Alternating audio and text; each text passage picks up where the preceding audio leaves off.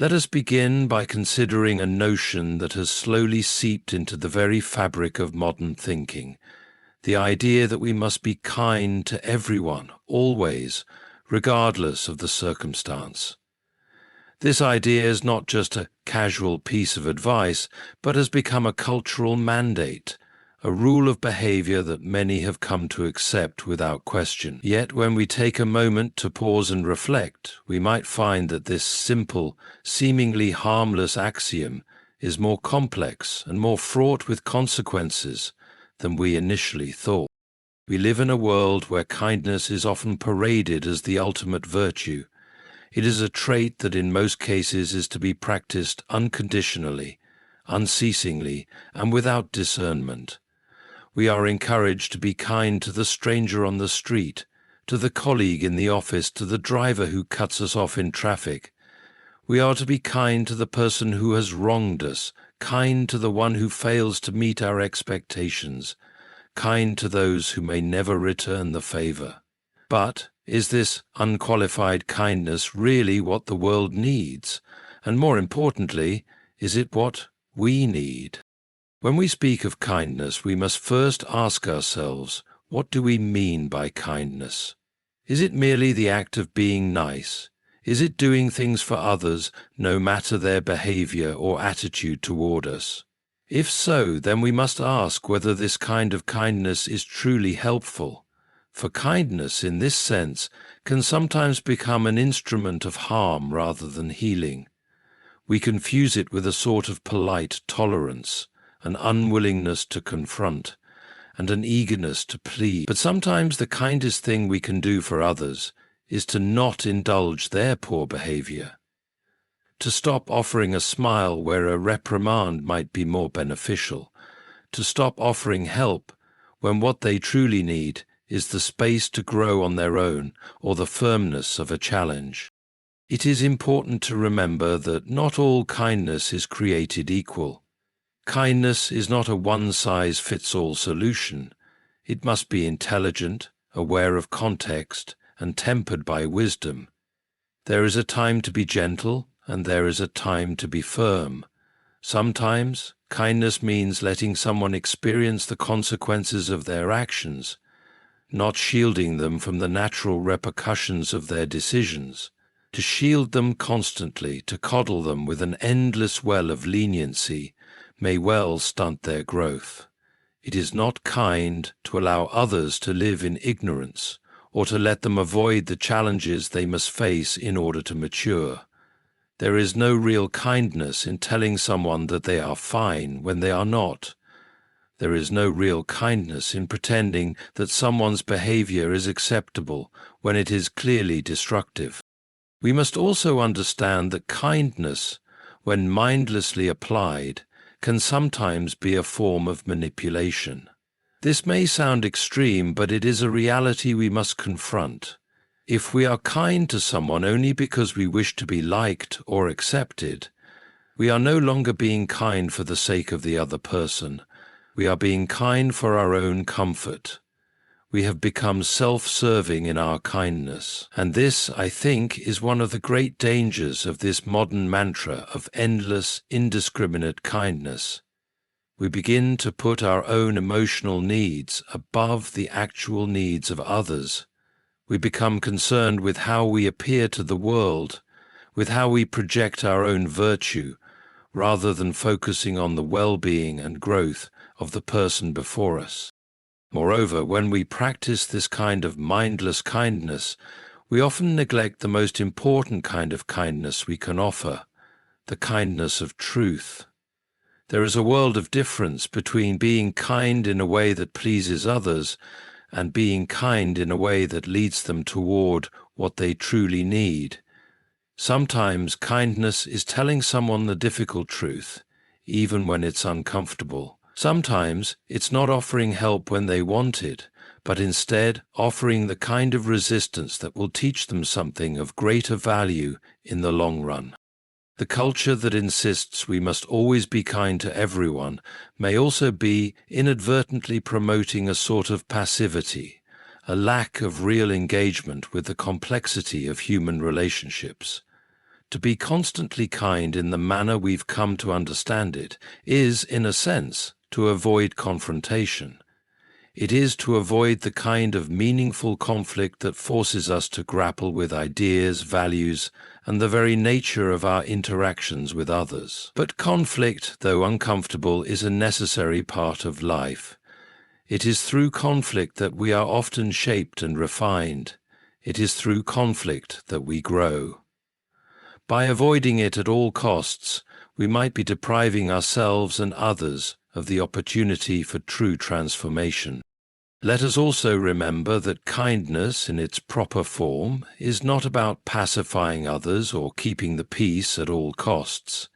It is not about avoiding the difficulty of saying no or the discomfort of setting boundaries. It is about being authentic, about being honest with both ourselves and others.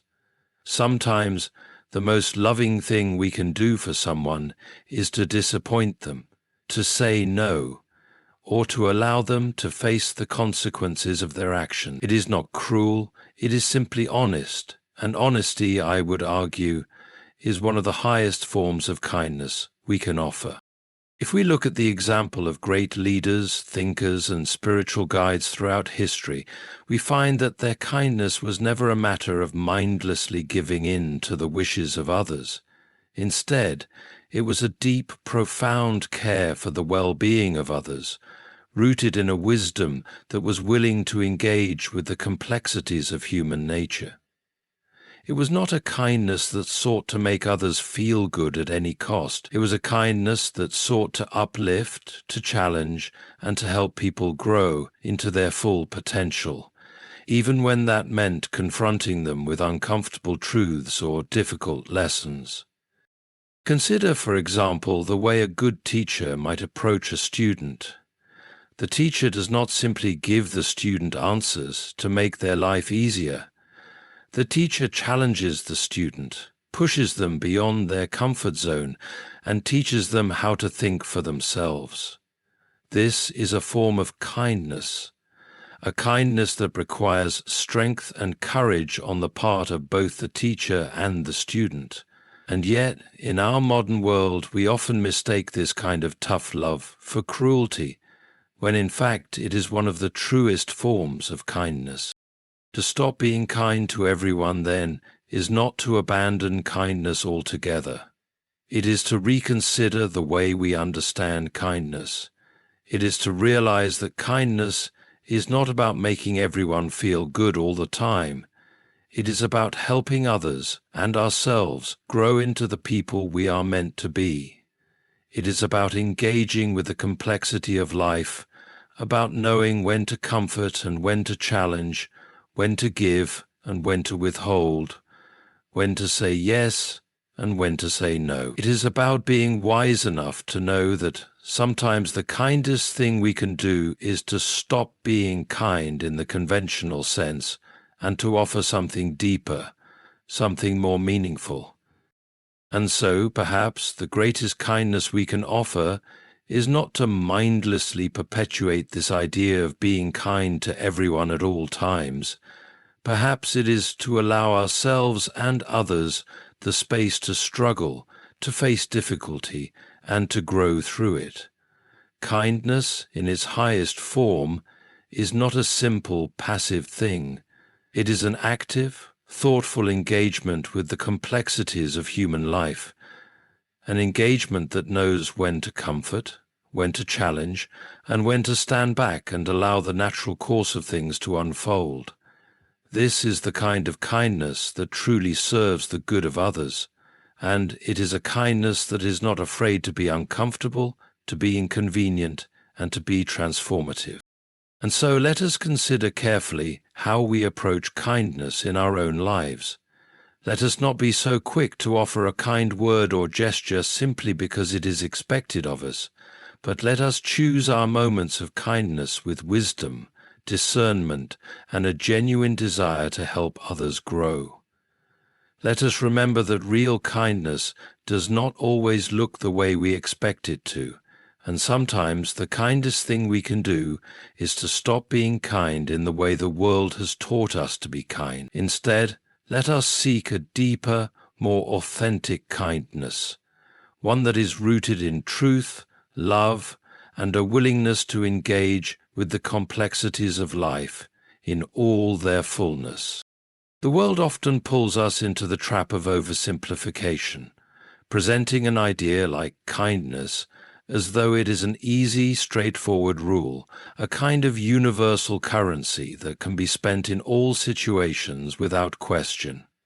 But as we delve deeper into the meaning of kindness, we begin to see that it is not nearly as uncomplicated as it may seem. For all its beauty, kindness has the potential to become something shallow and superficial if we allow it to be reduced to nothing more than a set of gestures or pleasantries.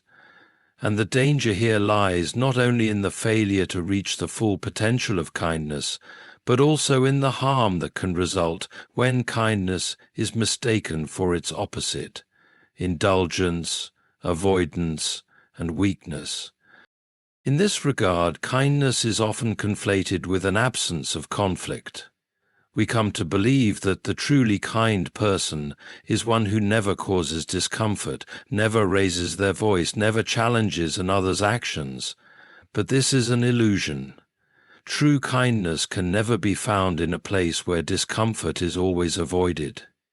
In fact, real kindness often requires us to step into uncomfortable territory, to bring about change, and to disturb the status quo for the sake of growth. It is in the moments of difficult conversation, when we are called to confront someone with their shortcomings or hold a mirror to their behavior, that kindness shines its brightest.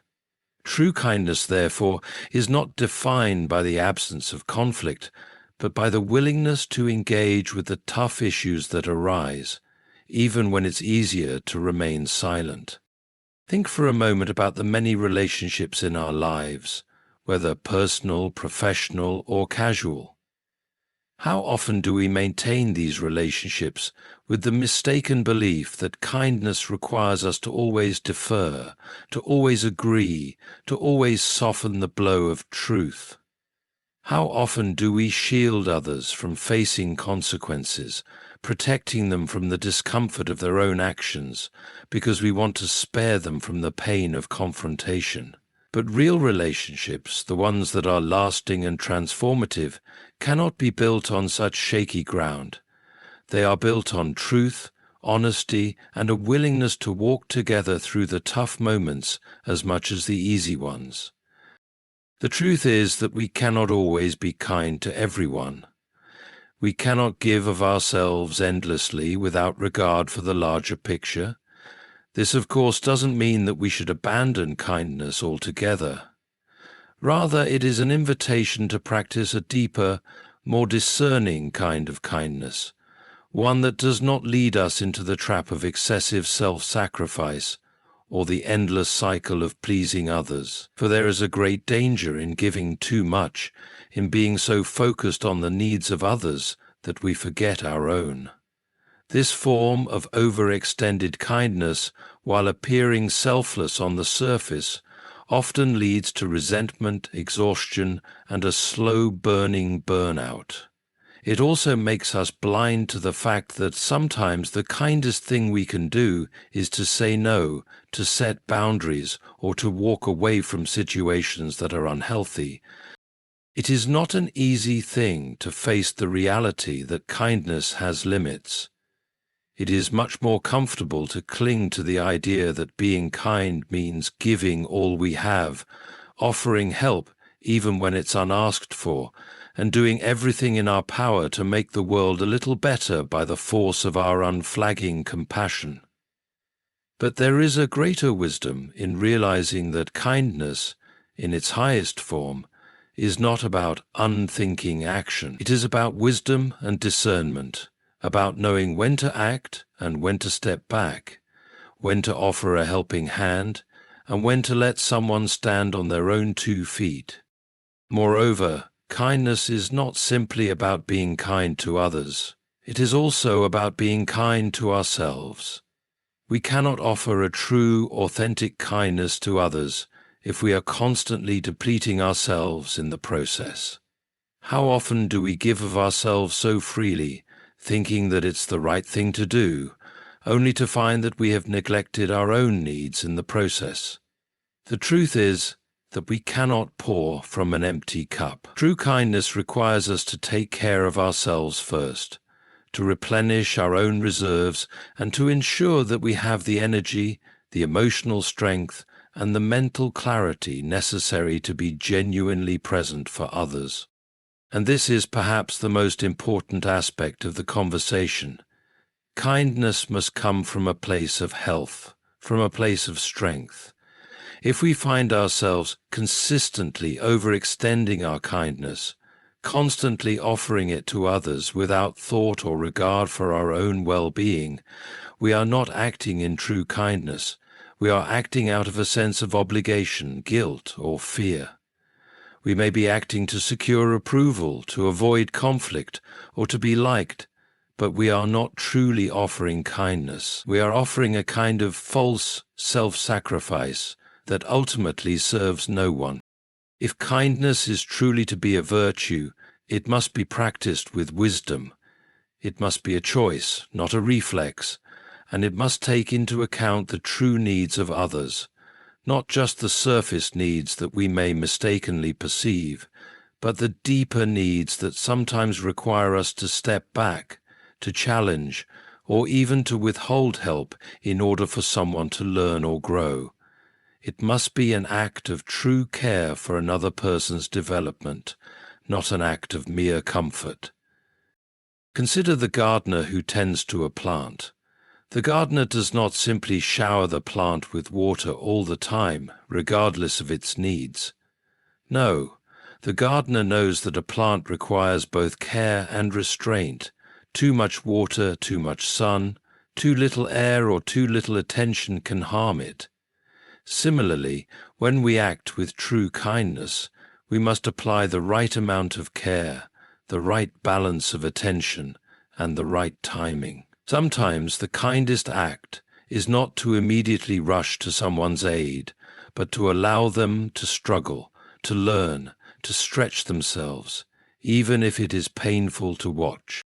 This leads us to the uncomfortable but necessary realization that sometimes kindness involves walking away.